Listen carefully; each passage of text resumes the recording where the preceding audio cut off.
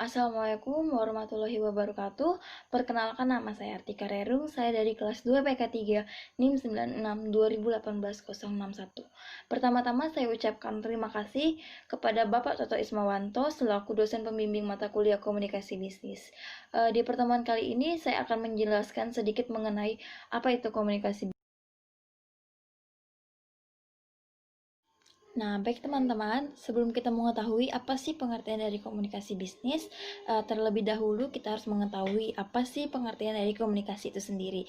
Nah, jadi komunikasi itu adalah suatu proses pengiriman dan penerimaan pesan atau berita antara dua orang atau lebih sehingga pesan atau berita dapat dipahami.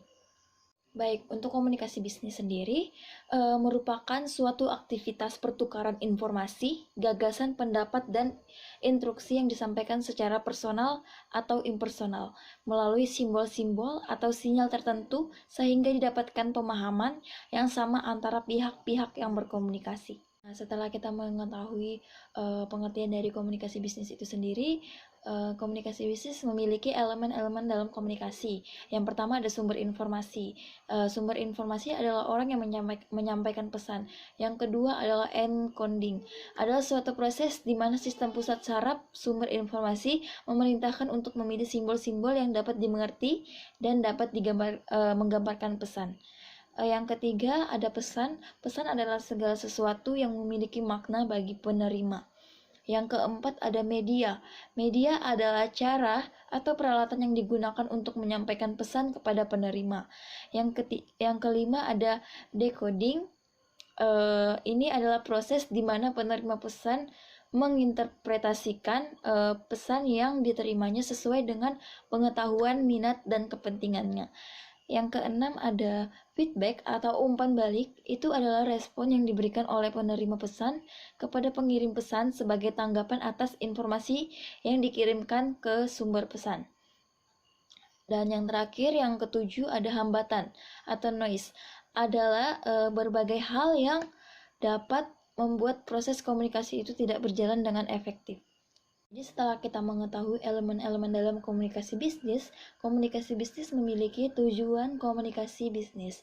Nah, yang pertama itu memberi informasi. Dalam hal ini, informasi yang dimaksud adalah hal-hal yang berkaitan dengan aktivitas bisnis dengan berbagai pihak. Yang kedua, melakukan persuasi. Persuasi adalah cara berkomunikasi yang digunakan untuk mempengaruhi dan meyakinkan orang lain. Yang ketiga adalah melakukan kolaborasi. Nah, kolaborasi adalah bentuk kerjasama interaksi, kompromi pihak-pihak yang terlihat secara langsung yang menerima akibat dan manfaat dari komunikasi. Ada dua bentuk dasar dari komunikasi. Jadi yang pertama ada komunikasi verbal. Jadi komunikasi verbal itu adalah bentuk komunikasi yang digunakan untuk menyampaikan pesan kepada pihak lain dengan menggunakan kata atau bahasa baik secara tertulis atau lisan. Yang kedua ada komunikasi nonverbal. Komunikasi nonverbal adalah bentuk komunikasi yang digunakan untuk menyampaikan pesan tanpa kata terucap dan tertulis. Nah, agar komunikasi itu berjalan secara efektif, komunikasi tersebut harus memiliki karakteristik berikut. Yang pertama, praktis. Jadi komunikasi yang dilakukan harus memuat informasi yang berguna bagi penerima, yaitu informasi yang dapat membantu mereka melakukan tindakan yang diinginkan atau untuk memahami keinginan si pengirim pesan.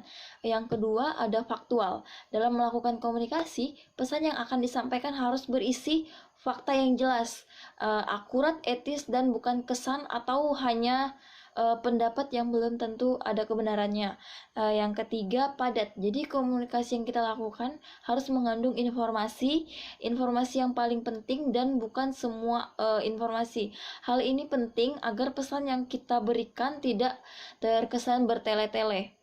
Yang keempat itu jelas. Jadi komunikasi yang kita lakukan harus berisi pesan yang menghasilkan respon spesifik dari penerima. Jelasnya penerima pesan tidak salah mengartikan pesan yang kita berikan karena kurang jelasnya pesan yang kita sampaikan. Dan yang kelima, persuasif. Dalam berkomunikasi, pesan yang kita sampaikan harus mengungkapkan manfaat bagi penerima yang memberikan respon sesuai dengan cara yang pengirim inginkan. Keenam, ada kesalahan dalam penilaian penampilan. Jadi seringkali penampilan seseorang menjadi ukuran dalam penilaian orang lain. Nah, untuk itu, agar komunikasi dapat berjalan secara lebih efektif, maka kita tidak boleh menilai seseorang hanya berdasarkan penampilan dan lawan bicara kita. Yang ketujuh, ada pesan yang disampaikan kurang jelas. Nah, di sini kegagalan dalam komunikasi seringkali terjadi karena komunikan tidak mengerti apa maksud dari informasi yang diterimanya dari komunikator. Yang kedelapan itu hanya mendengarkan pesan secara pasif. Jadi komunikan kurang ada respon terhadap pesan yang disampaikan oleh komunikator, sehingga pesan yang disampaikan tidak dapat berjalan sesuai yang diharapkan. Nah, yang kedua itu hambatan verbal. Hambatan verbal itu terbagi menjadi 4. Yang pertama, kesalahan pemilihan kata. Yang kedua, kurangnya pembendaharaan kosakata. Yang ketiga, kesalahan penulisan atau pengucapan. Yang keempat, perbedaan level antara pengirim dan penerima pesan. Sekian video dari penjelasan tentang komunikasi dari saya. Kurang lebihnya saya minta maaf. Wassalamualaikum warahmatullahi wabarakatuh. Selamat siang.